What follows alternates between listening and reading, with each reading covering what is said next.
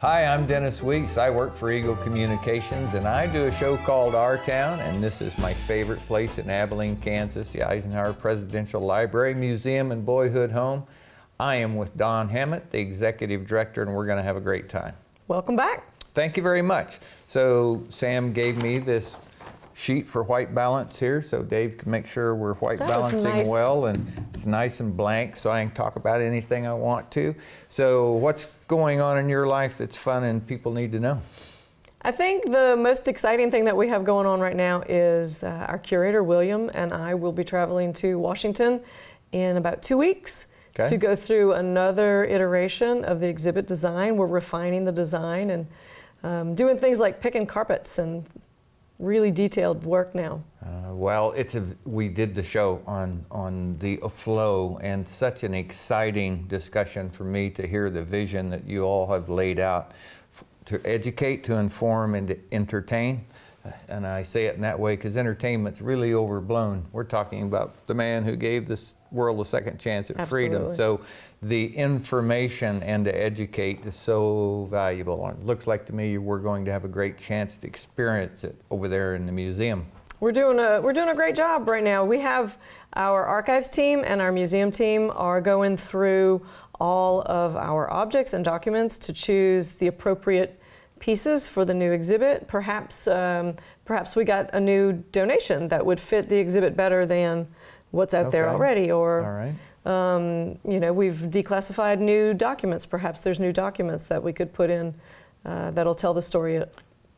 So I know this camera's on and all, but this is just how I think. I'm sitting at home and this name came through my brain because of what was on the screen, and I thought, I need to schedule a time to go to the library and research that name in the Eisenhower archives because it will be there. Absolutely. And who else gets to have those thoughts? Well, anybody in the world can, right? It is open to the public. Yeah, that's why we do these things right here, so to make us think about it. But because of my involvement with you and your institution all these years, those thoughts come regularly to me. I care about that stuff, but we can actually come do it. Well, that's a good point. The library research room is open to the public. You make an appointment, you tell the archivist what it is you're interested in looking at. We have 26 million documents, so you don't want to just say, thumb through them. Yeah, you want to really refine your search a little bit. But our archivist will help you choose the appropriate collections that you need to look through. You come in, you sit down, you touch the original documents, and you do your research. So I have an aunt and a great aunt who both served in World War II in the medical community. One was a surgical nurse in the command in England, and the other served in a separate role there. But I got to thinking about that as I saw these names, and I said, gosh, I'll bet you I can find something, send it out to their families, and that would be very cool. Well, it's interesting that you mentioned that because we just talked this morning about having a genealogy type of educational program where one of our archivists will help people learn how to use our documents for genealogical research. So that's something that's not changing in 2018. No. The ability to research. I remember sitting here interviewing over the years, and there was always almost every year a chance to say another record year for people doing research here. It just grows and grows and grows and grows. What a tremendous benefit that is to not only Abilene, to the people, for the people coming here, but frankly to the world for the information they take back. To me, it's a wonderful, I'm going to say it differently. We had some foreign researchers recently, and they were asking about who could come and use the research room, and we were able to very proudly say that this is open to the public. This is how our American citizenry learns about their government and the day-to-day occurrences of your government. So I really like your I Like Ike pen. Don't you just? That it looks like it might have a story to it. Well, I like flashy things. Can you tell that it changes to the face of Eisenhower when she moves it there, Dave? Very good.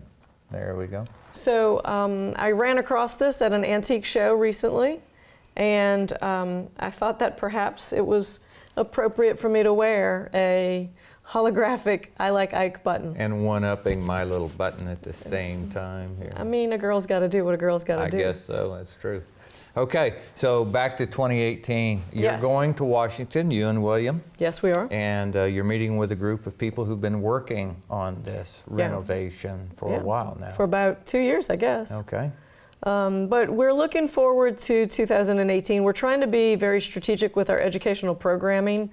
We want to make sure that we are providing educational programming to all demographic groups in our community, perhaps people that maybe we didn't provide educational programming to in the past. We're just trying to make sure that we're doing everything that we can to provide services. One of the things that we're doing is our book club will return. Our book club was very successful last year. I came in right at the end of it, so I didn't get to participate. But we're looking for the middle of December for our book list to come out, and the book club will meet every other month on the second Monday, and the book list will be out and the books will be for sale in our gift shop. So that's something I'm looking forward to. There's a couple of books on there that I'm interested in reading, and some of them will have a movie showing the Sunday before book club. Oh, very cool. Very cool. We have a long history of enjoying authors who come here with their books and tell us something about how they were written, why they were written, the backstories around them. I think of Monuments Men, you know, certainly something that created a splash nationwide, feature-length film and all of that, but we were privileged because this is Eisenhower's home to hear that man present the backstory on that. We heard it first, I'm pretty sure. Right, so we're trying to continue to do those types of things for our community. We think it's important to have the speaker, the writer, actually speak to you about their thought process, perhaps, or their, you know, why it is they wanted to do this. All right, so after you come back from Washington, what's next for us in your busy beehive of employees out here? What are we going to see as the public when this change starts to occur? Well, we're going to be trying to do some more, I want to say the word interesting is on the tip of my tongue, but that's not really it. The programming that we want to do will be holistic. I keep trying to push a sock hop. I really want to have a sock hop. But we're going to try to do things where we're pulling out pieces from our collection that maybe the public doesn't get to see very often and show those. We've instituted white glove weekends, so on Saturdays and Sundays our curators who are working on the weekends pull out some special objects and talk about them on Saturdays and Sundays. And so in 2018 we want to expand that and have just more in depth. I could volunteer and show the general public how to put on a pair of those white gloves. I figured you would want to, as soon as I thought of it, I thought Dennis was going to volunteer. We've got a no vote over there already. I don't know. I just want everybody to know I'm a certified white glove guy. Okay, well, I am pushing some sort of a weaponry, in-depth weaponry. So we'll be here. Okay. Yeah, we could do that. And with full explanations along the way. Absolutely. I'll bring my son for that. Absolutely. Okay. All right. What other exciting things? We're going to continue. We're going to continue our lunch and learns. Of course, it's very popular. So continue to look for those on the fourth Thursday. I knew I was going to say third Thursday. That and Sam going like this Fourth Thursday. me my clue. Yeah. But those are really popular, and it's exciting to see our community come together for lunch. So can I throw something in here? Sure. Yes, thank you. So these events, if you've been to one and you go, there was 8 people, there were 20 people, that's not the end of these events. Those people spread out into our community and they tell somebody else and they tell somebody else, and the learning and the education goes out. It only takes 2 people to start a trend. One tells the other, then look at Facebook, for God's sake. So, you know, this is something that continually reaps benefits in our community. By people coming together, they learn, they talk about it at coffee the next morning or at the co-op or wherever they go. It happens all the time. That's true. And I think if we continue to provide excellent programming, which we always have, if we continue to provide excellent programming, then our community will know what to expect. And, you know, we'll be part of their calendar. I'm not sure which word you used, whether it was strategic or relevant or both when you talked to me about programming the first time, but if you put those 2 words together, that's the meaning I got from you. So How in the world do you decide what is strategic and relevant when you're talking about Eisenhower? It seems like everything is. Everything is, and I think that that's part of what's so interesting to me. I continue to read about him, of course, and learn new, particular details about his presidency. And the fact that we can still speak to those issues today, even, it's really important to me to make sure that everybody understands that that the things that he dealt with during his presidency, we still talk about, we still have issues with. So you would have been proud of me. On Saturday, yes, on Saturday I was teaching a course with my partner, who we work at the under the blessing of the Dickinson County Sheriff's Office, and we had a course which included an elected official. We've had lots of people go through our classes. So anyway, I learned, as I taught this course for now since 2006, I said, I'm teaching the law, and the first 200 people that took the course had no clue on what that law stands on. And I said, so they'll never remember what I'm teaching them.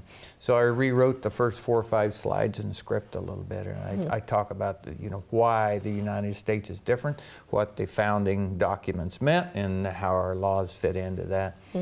So as I'm having that discussion this week, it came into my mind that this is a perfect time to talk about the prosperity of the 1950s and 60s. The 8 years of peace and prosperity rolled off my tongue like that, So as I talked about that, it gave understanding to these people that we're a different nation now than we once were. And over time, people change, and you have to be reminded. Well, that's what you folks do every day. Every day. You remind people of a section of our history that's so relevant to what we do today and gives us context. Well, I recently had the opportunity to be at the National Archives building in D.C., and part of the tour, if you will, was to go through the rotunda and look at those original governing documents, and it was really quite an emotional moment. These are the documents that created our country. Sam will have to correct me. Was it the broadside copy, the 21 of 27 copies of the Declaration of Independence? Was that the correct name? She's shaking her head, yes. So we talked about that because we got to see that document here. And I said in front of the class this weekend, what was so special to me were I followed a class of kids, elementary school children, through the museum on one of the days it was on exhibit, and how they were awestruck by its presence. I thought maybe they'd be awestruck by Ninja Turtles, but not so much with an old piece of paper and a glass. But to see and hear the limit of their conversation was awestruck that their history of their country was in front of them. Is that a win or what? It really is. And that's something that's very special about the National Archives and what it is we do holistically as an agency. That's really amazing to be able to hold those documents in perpetuity for our nation. Very cool. So what else did Sam put on your list? Well, I think we should talk about the holidays, because if I understand correctly... The holidays are here, sport. Okay. And maybe I'm not quite ready. Okay, well, when this comes on, the next day I'll be ready then. Will be Thanksgiving. So we have on Sunday, December 3rd at 2 o'clock is our annual holiday concert with the Abilene Municipal Band. And that's always fun. I am really looking forward to this. Great band. I love that band. It's a great band. And I also was told that we will have a 20% discount in our gift shop that day. That's always good. They have some cute things too. So I took a picture of the barn in a box. Oh, you like that? Oh yes, my middle daughter. I said, if this were the holidays or you were 12 again, I'd be mailing this to you. Of course, if she were 12 again, I wouldn't have to mail it to her because she'd still be home instead of Washington State. There's some cute gifts in there. She there. said cute barn, that's what she said, cute barn. So if you need a cute barn, there's one The barn over is there. cute. My granddaughter's too young for me to buy it yet, but Oh, no, it can't be too young. Yeah, she's 10 months old. So. She's alive. You buy her a horse. That's the way that works. Get that started right. Rob, I did not tell him to say that. I did. So, and then the other thing to remember is that we are available, our buildings are available for rental during the holidays. Our Christmas tree's going up at the end of this week, I think. I'm really excited to see it. Okay. I haven't been here for the holidays, so this is all new. Well, that's good. Abilene does a pretty good job with the holidays. I saw the Christmas trees on 3rd Street. Yeah. No. Yeah, 3rd Street. We put Christmas trees up and down 3rd Street, lights up and down town. So excited. Much of that was initiative of the everyday citizen when their organizations didn't have the money or staffing to do it anymore. Just regular people stepped up and made that continue. Good thing. I'm really excited about it. Okay, so the holidays are upon us, which means 2018 is upon us, and that's where we started the conversation. So as this goes out next week and it's on television, on the internet, by the time people will have watched this, 2018's a blink away. Progress comes quickly around here. This is the fastest year ever. Yes, isn't it? Yeah. There's reasons for that. None of which we want to talk about. No. So it just goes by. Blink of the eye. But the good thing is you're here. Yep. We're here. Yes, we are. This is here. Yes, it is. And that is a great thing for all of us. So yeah, we're looking forward to next year. I think we're going to have some great things to share. Yeah, I think there'll be a lot of stress for you, but fun for us as we watch your staff continue to put artifacts on display, temporary exhibits, continue to keep the public engaged while you work on the museum building to renovate and redeploy history over there. And also 2018 is going to be in a blink too, so we'll have all of that available to us very quickly. It really is going to go fast. I know it is. Yeah, super duper stuff. So what else have you got on your list? Let's see, what did we do? Oh, we didn't talk about the Arts Council of Dickinson County's Film Festival. Okay. So, beginning in the middle of January, for a month, we are going to have a movie every Sunday at 2 p.m. I have not seen the list of the titles yet, though, so that should be coming out soon. Okay. But I'm looking forward to that. A movie at 2 p.m. That's always a cool thing. The Arts Council, long-standing partnership here, done a lot of cool things for and with the museum. Yeah, we're excited to be partners with everybody. We'll still have our evening programs as well. Let's not forget the evening programs. Any K-State projects coming up next year we know about? Institute for Civil Discourse and Democracy? We're working on it. Working on it? We're working on it. That's a cool group to work with. I've been involved in some of that. They've brought some really good things here over the years. Well, what we're planning for our evening events is going to be different. And like this one might be a lecture, and the next one might be a movie, and the next one might be a music concert. And so I think we're going to give some variety to our evening events. Good. Very good. So we have 5 minutes left, I'm thinking. So we haven't asked you a single question yet about you and the library. You've been here a little while. What do you think? I think that the staff is amazing. I think that I'm always impressed with how much the staff knows, because everybody's an expert content in something in particular. And so I'm learning that if you want Kansas history, you go to this person. And if you want weapons, you go to this person. And that's one of the things that I love about museum and library people, is that we have our own little niche expertise.